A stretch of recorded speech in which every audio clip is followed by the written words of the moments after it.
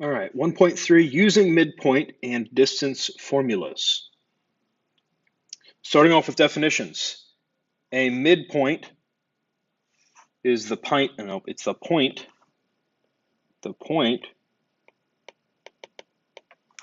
that divides a segment into two smaller congruent segments.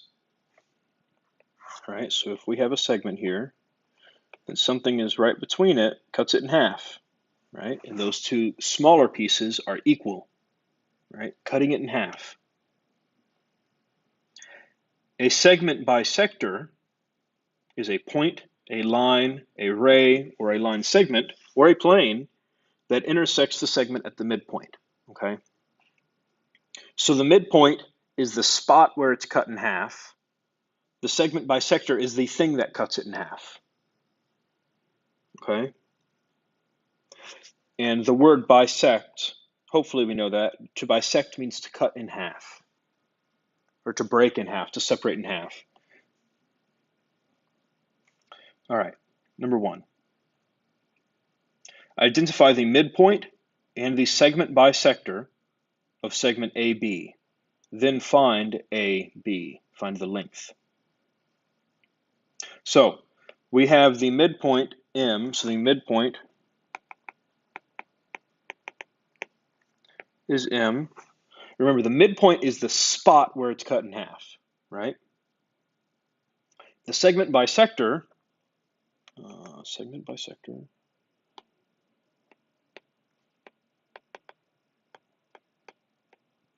is the thing that cuts it in half. That's going to be this ray here, ray MM.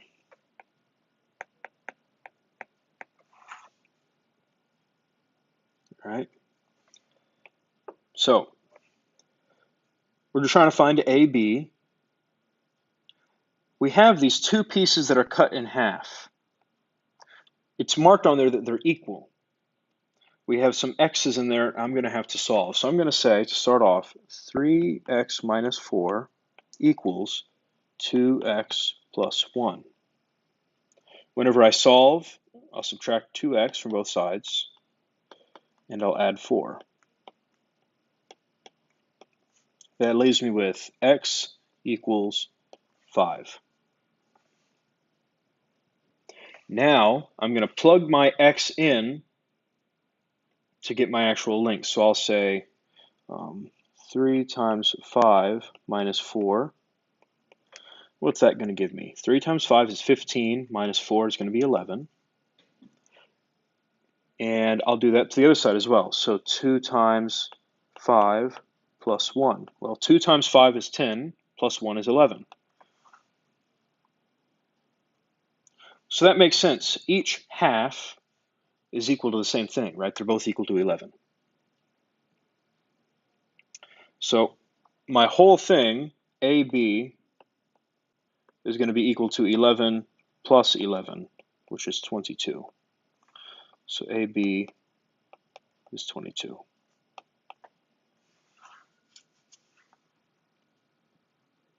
All right, there we are. Number 2. Now this is going to be one where I can't really show you how to do it, but I can explain it. Starting off, we're going to draw a segment. A, B. And then it says construct the segment bisector by paper folding. And that means literally fold your paper. And let me show you how I want you to fold your paper. I want you to fold it to where B and A match up. Okay? So take that and crease it, and you should get a crease right there whenever you fold your paper. What we've done, that crease is the segment bisector. It cut it in half, right? So we have our midpoint, point M, and then we have our segment bisector, which is that orange piece. That's the crease on your paper.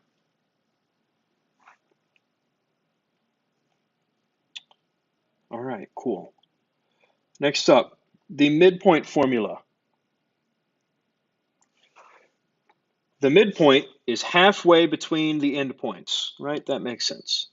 It is the average of the endpoints, right? Halfway between something is kind of like averaging it, right?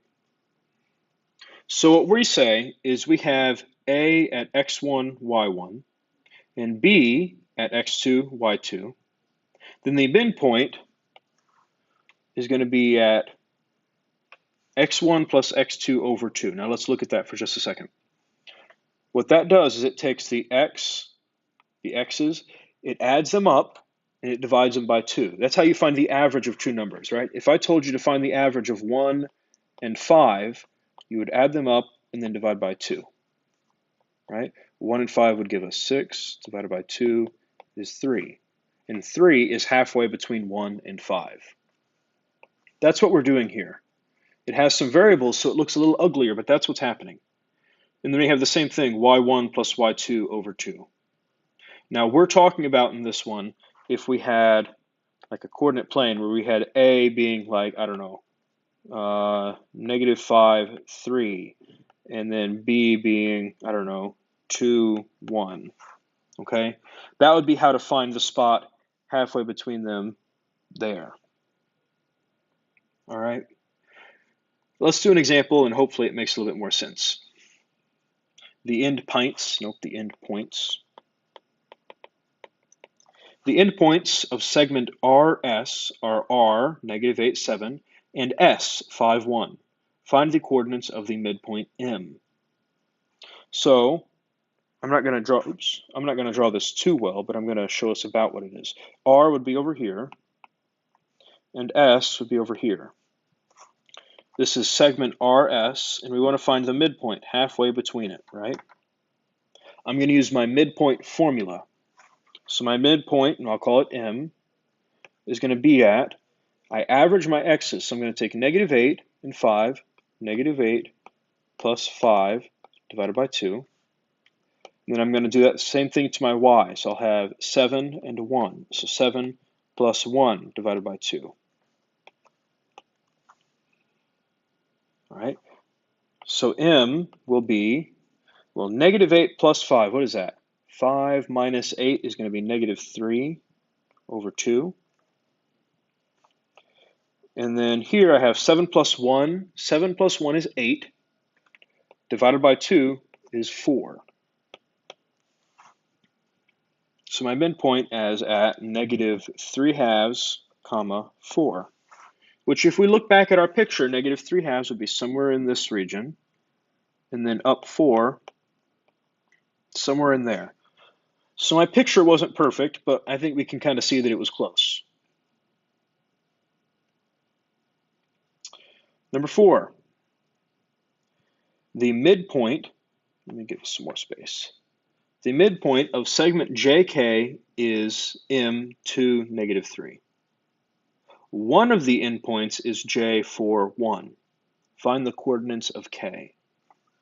So what I'm going to do here is I'm going to say, well, K, we'll say that you are just plain old X, Y.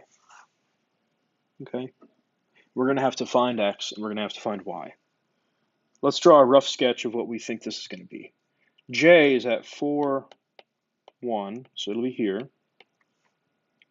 M is at 2, -3, that'll be here.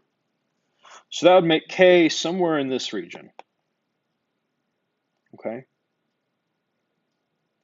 Now in this one, instead of using the midpoint formula as one big thing, I'm going to kind of separate it apart. I know that the midpoint, I'm going to first start looking at the x's here. The midpoint M is the average of my x values. So I'm going to take 2, I know that's what I got, that's my midpoint. The midpoint is my x's added together divided by 2. So I'm going to have one of them being x, one of them being 4, divided by 2. All right, and we're going to have to solve that, but I'm going to write my y one next. For y, I have -3. That's going to be equal to my two y's added together. One of them is just a plain old y, and the other one's a 1, divided by 2. All right.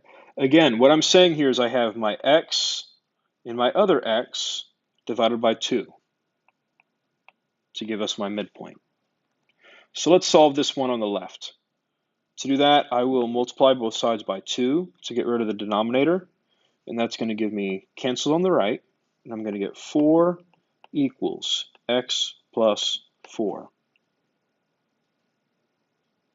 All right, I'll subtract 4 from both sides, and I'll get 0 equals x. Now let's work on the right side here. Again, I'm going to start off by getting rid of that fraction. I'm going to multiply everything by 2. On the right side, it cancels. On the left side, I'll have negative 6 equals y plus 1. I subtract 1 from both sides, and I get negative 7 equals y.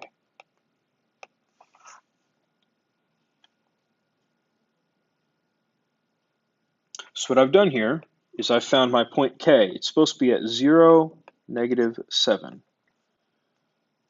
Right? You can look at my picture and say, well, Mr. Carrington, you really did a really bad job with your picture. And yeah, I did. The point K should be somewhere in this region. So I didn't do a super great job with my picture, but we know that the math works out, okay? Let me draw a little divider here. There we are. All right. Now, next up, remember the Pythagorean theorem. Now, you don't have to write this down. It's just to kind of help us remember some things. Pythagorean theorem has to do with a right triangle where we have like A, B, and C, where we know that A squared plus B squared is C squared, right? Now what I want to do really quick here is I want to solve for C. Now to solve for C, I'm going to take the square root of both sides. So C, I'm going to, well here, I'll say square root of A squared plus B squared equals just plain old C, okay? Now we're going to do the distance formula in just a second. And what we're going to be doing is we're going to be finding the distance between 2 points, right? And if my 2 points are the 2 green points, the distance between them would be line C, or segment C.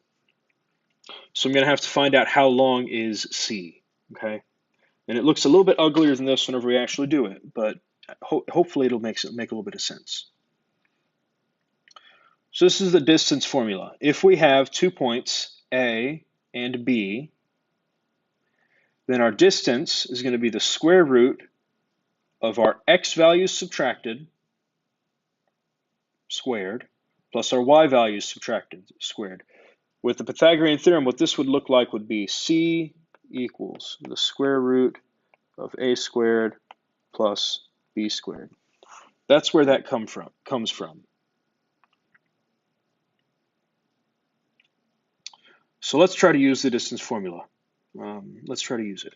Now, if you didn't understand the whole Pythagorean theorem and how that kind of goes into the distance formula, that's okay. I really just want you to be able to use the distance formula. That's what I need you to be able to do. Number 5.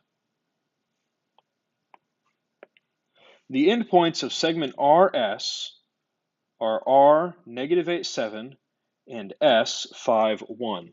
Find RS. So here I'm going to use my distance formula, and I'm going to label everything first. Here I have x1, y1, x2, y2. So my distance is going to be equal to big square root. I'm going to have 2 sets of parentheses squared. And now I need to plug in for my variables. We look at my distance formula up here, and it has x2 minus x1. Well, here's x2, so I'm going to have 5 minus x1, which is negative 8. So it's going to be 5 minus negative 8.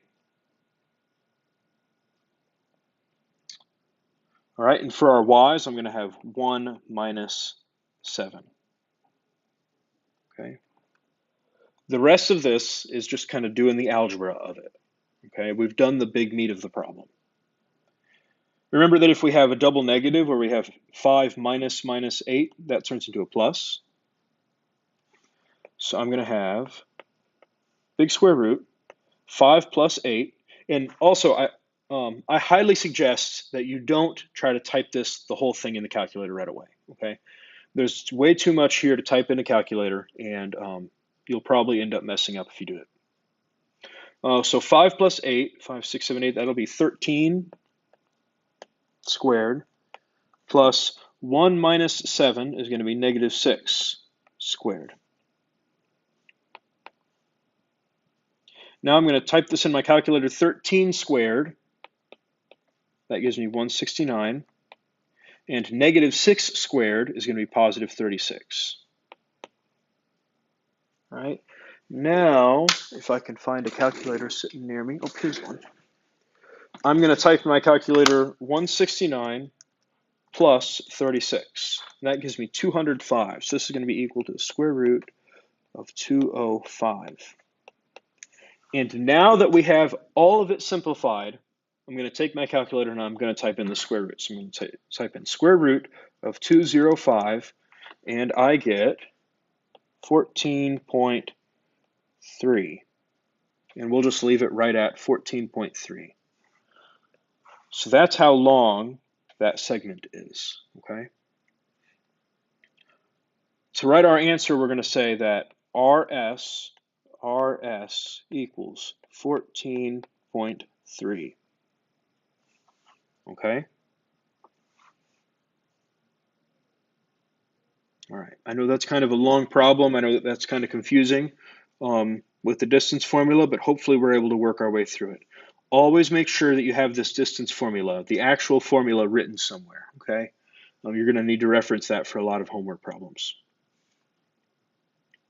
Number 6, your school is 4 miles east and 1 mile south of your home. Your friend's house is 5 miles east and 2 miles north of your home. Estimate the distance between your friend's house and your school.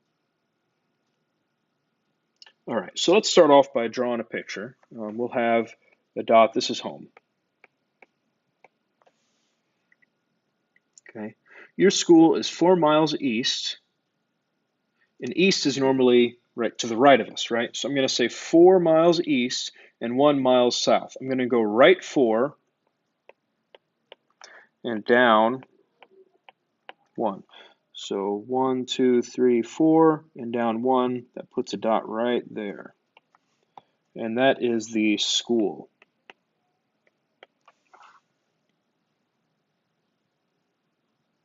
Your friend's house is 5 miles east, right? East is still to the right. So 5 right and 2 up. 1, 2, 3, 4, 5 right and 2 up. This is the school.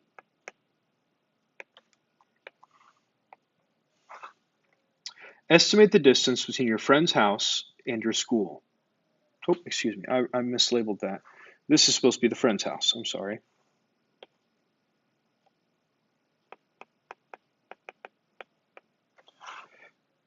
All right. So we're wanting to find this. How far away is the friend's house from the school?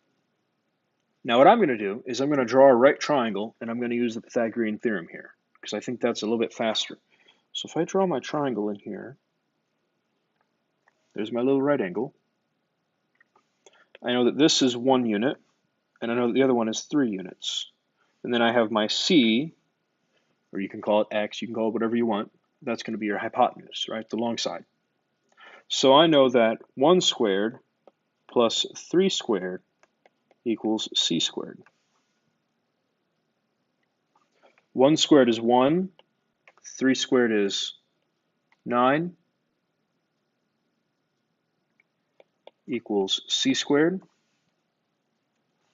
1 plus 9 is 10, equals C squared.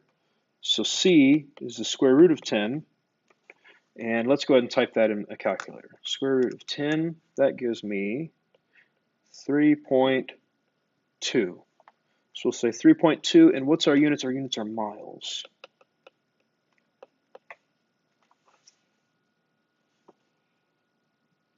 All right, so hopefully that makes sense. That's the last of it. Good luck on your homework, and let me know if you have any questions.